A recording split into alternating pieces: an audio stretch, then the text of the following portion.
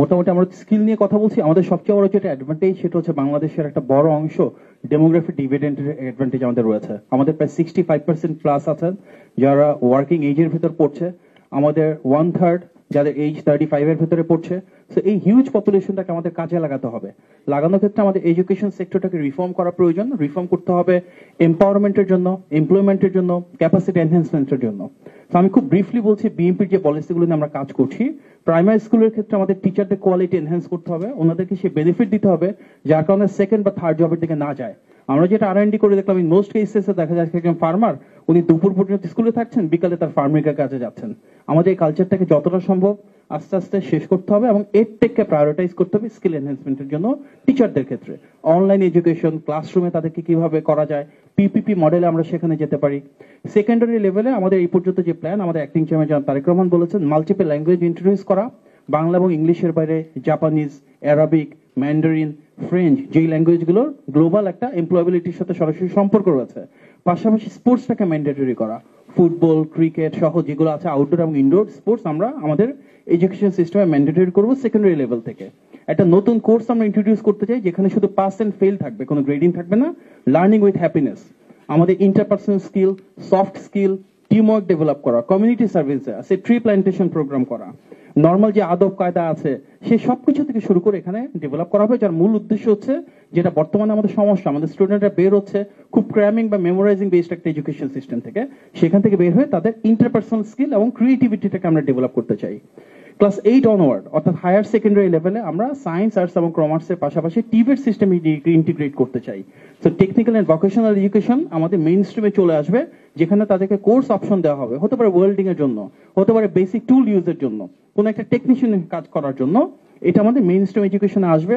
Higher এডুকেশনের ক্ষেত্রে আমাদের লক্ষ্য ইন্ডাস্ট্রি একাডেমিক কোলাবোরেশন, যেটা অনেকটা ইনএক্সিস্টেন্ট, সেটাকে কিভাবে আমরা বাড়াতে পারি। ইন্ডাস্ট্রি ক্লাস্টারগুলো যেগুলো রয়েছে, জোনিং যেগুলো রয়েছে, অর্থাৎ যে ইউনিভার্সিটি যেই জায়গাতে সেই শহরে পাবলিক রিসার্চ ইনস্টিটিউট কোনগুলো রয়েছে, সেখানকার লোকাল ইন্ডাস্ট্রি কি, লোকাল প্রবলেম কি, সেই প্রবলেমের সলিউশনটা আমরা কিভাবে করতে পারি। তো আমাদের R&D হবে, পাবলিক প্রাইভেট পার্টনারশিপ হবে, ইন্ডাস্ট্রি একাডেমিক কোলাবোরেশন হবে, বা প্রত্যেকটাই more on applied level.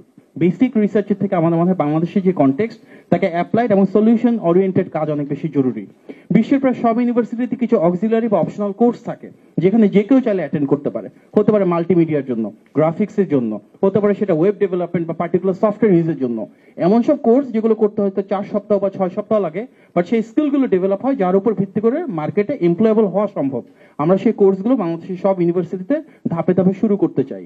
Shared work place তৈরি করা, ভালো যদি আইডিয়া থাকে কমার্শিয়ালাইজ করার জন্য সিড ফান্ডিং দেয়া, এবং আমাদের বিদেশে যারা এক্সপার্ট্রেট রয়েছেন, বড় বড় ইউনিভার্সিটিতে ফ্যাকাল্টি আছেন, রিসার্চার আছেন, ওনাদেরকে বছরে একবার আমরা সামার স্কুলে নিয়ে আসতে পারি। এক্সপার্ট্রেট কমিউনিটি যে নলেজ ট্রান্সফার, সেটা বাংলাদেশে কার্যকর করতে পারি।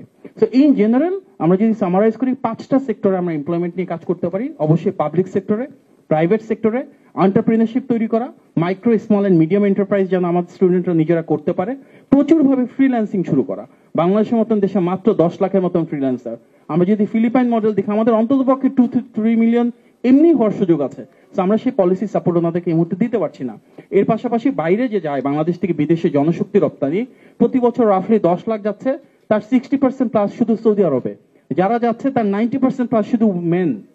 আমরা যদি সৌদি আরবের পাশাপাশি অন্যান্য মার্কেটে ডাইভার্সিফাই করতে পারি এবং পুরুষের পাশাপাশি নারীদেরকেও পাঠাতে পারি দক্ষ জনশক্তির মতন করে, তাদেরকে প্রয়োজনীয় ট্রেনিং এর মাধ্যমে, প্রয়োজনীয় সার্টিফিকেশনের মাধ্যমে, তাহলে ফ্রিল্যান্সিং এবং বাংলাদেশ থেকে বিদেশে জনশক্তি রপ্তানির সংখ্যাটাকে আমরা অনেক ডাইভার্সিফাই করতে পারি, অনেক এনহ্যান্স করতে পারি।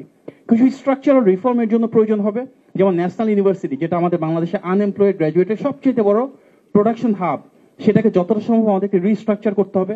কিছু অর্গানাইজেশন আছে যেমন NSDA, BMET, যারা এই সার্টিফিকেশন নিয়ে কাজ করছে, তাদেরকে স্ট্যান্ডার্ডাইজ করতে হবে। আমাদের যে স্কিলগুলো আছে সেগুলো যেন গ্লোবালি কম্পারেবল হয়, গ্লোবাল মার্কেটে এক্সপোর্ট করার মতন হয়।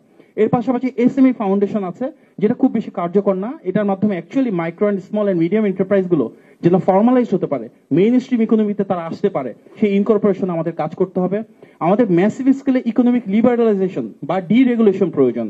পেপাল কেন বাংলাদেশে এখন পর্যন্ত আসে নাই, এই ধরনের ফাইন্যান্সিয়াল মেথডে যেমন প্রয়োজন রয়েছে, ফান্ড রিপ্যাট্রিয়েশন অনেক ইজি করতে হবে। বাংলাদেশ থেকে বিদেশে টাকা শুধু আসে না, যাওয়াটাও সহজ করতে হবে। ফর্মাল ইকোনমির সাইজ অনেক বাড়াতে হবে। প্রত্যেকটা জায়গায় আমরা দেখি আমাদের ইনফর্মাল ইকোনমি এত বড়, ইন্ডাস্ট্রি ক্লাস্টার, ইকোনমিক হাবে আমাদের এঙ্গেজমেন্ট বা অ্যাক্টিভিটি অনেক কমে যাচ্ছে। সো ইন জেনারেল আমাদের কোলাটারাল সিস্টেমটাও দেখতে হবে, যে ছোট ছোট যে উদ্যোক্তারা রয়েছে তাদেরকে আমরা কোলাটারাল ফ্রি লোন কিভাবে দিতে পারি, আমরা কিভাবে আমাদের ইকোনমিটাকে এমনভাবে সামনের দিকে নিয়ে যেতে পারি যারা প্রান্তিক পর্যায়ে রয়েছে, তৃণমূলে রয়েছে, তাদের একটা এম্পাওয়ারমেন্ট হয়।